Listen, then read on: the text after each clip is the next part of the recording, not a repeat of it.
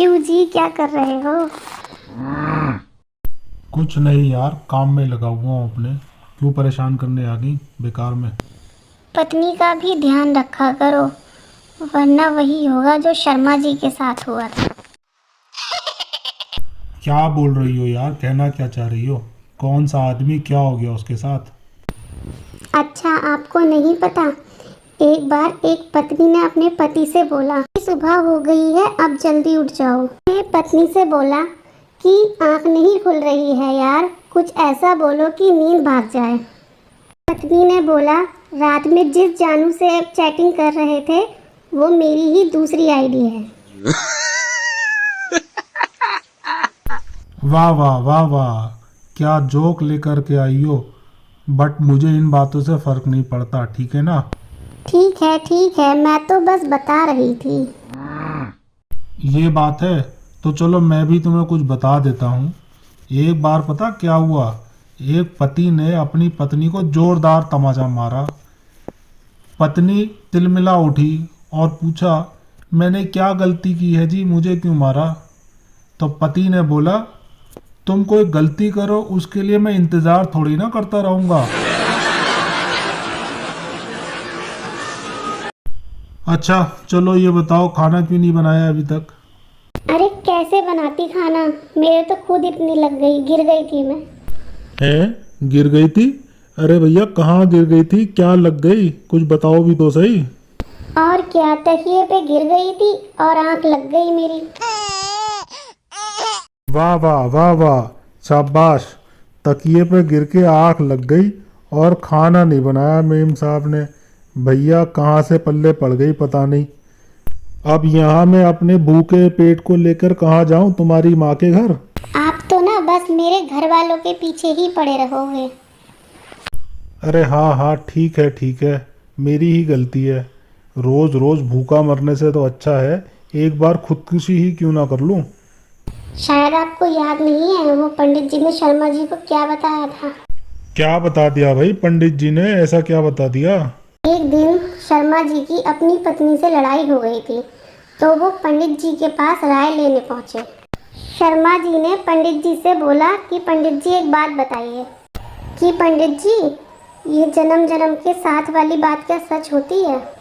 पंडित जी बोले कि शर्मा जी ये तो 100% सच बात है। शर्मा जी ने पूछा कि मुझे अगले जन्म में भी यही पत्नी मिलेगी? पंडित जी बोले, बिल्कुल शर्मा जी, यही पत्नी मिलेगी अगले जन्म में भी। साथ तो जन्म जन्म का ही होता है। शर्मा जी बोले, धैत तेरे की, फिर तो कोई खुदकुशी करने का भी कोई फायदा नहीं है। तो पतिदेव समझ लो, मिलूंगी तो मैं ही अगले जन्म में भी। अरे हाँ भैया, सब जानता हूँ। इतनी आसानी से थोड़ी ना पीछा छोड़ोगी तुम, जोंक की तरह चिपक गई हो। वैसे भी मेरी ऐसी किस्मत कहाँ कि मुझे ऐश्वर्या राय मिल जाए। चलो वैसे ये सब बातें छोड़ो। आज वैसे तुम हसीन तो बहुत लग रही हो। अरे रहने दो बस। झूठ नहीं बोल रहा जॉनीमन, अपने बाल तो देखो, कितने खूबसूरत हैं, बिल्कुल रेशम जैसे। अजी छोड़ो ना। नहीं यार, तुम्हारी आंखें देखो कितनी खूबसूरत लग रही हैं। अजी छोड़ो ना।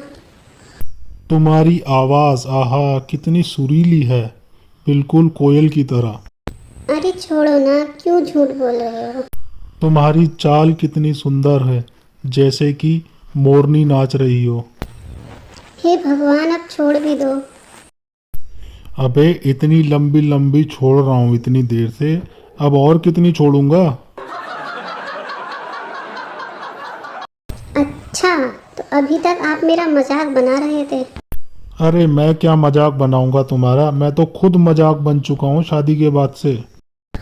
वैसे तो आपने मेरे साथ बहुत बड़ा धोखा करा है। क्यों जानेमन, क्या हुआ? कौन सा धोखा कर दिया मैंने? तुमने बताया ही नहीं था कि तुम्हारी रानी नाम की पहले से एक और पत्नी है। अरे भैया क्या बात कर रही हो? मैंने तुम्हारे पिताजी को तो पहले ही बता दिया था कि मैं तुम्हें शादी के बाद बिल्कुल रानी की तरह रखूंगा।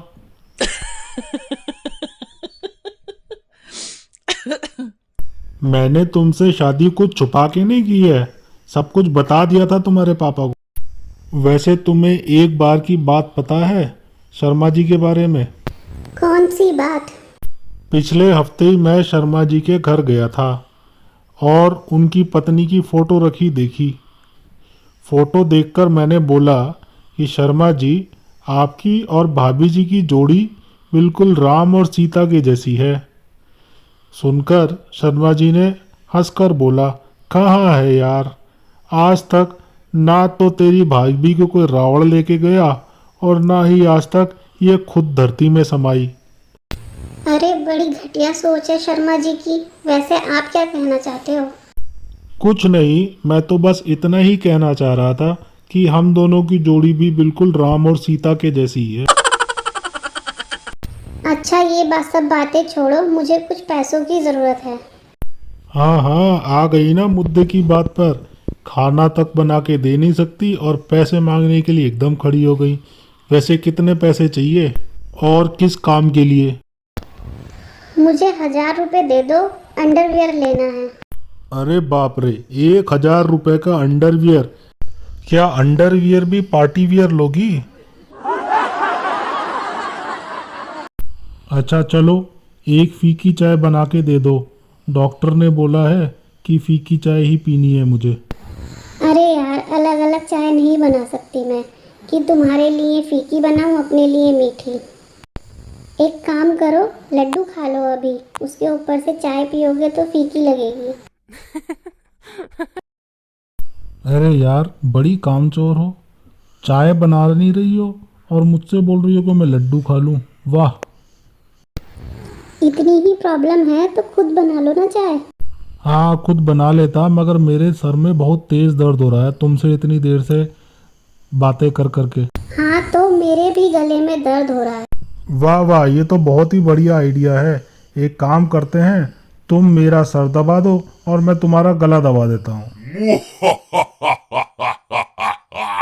बस गला दबाने की बात ना करो, फिर मैं शर्मा जी की बात बताऊंगी।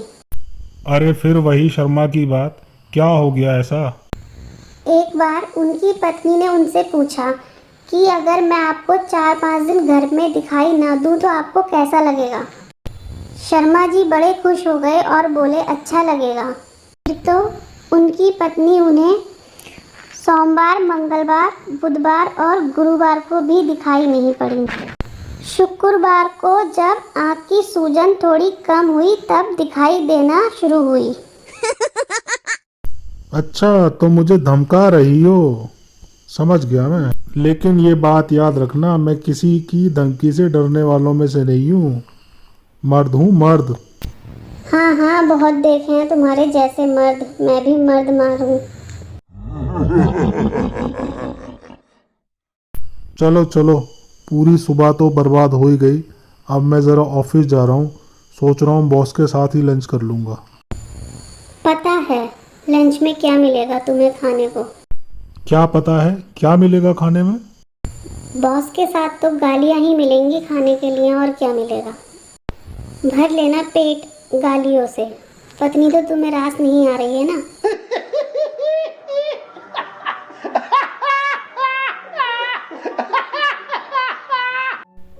Please like, comment, share and subscribe.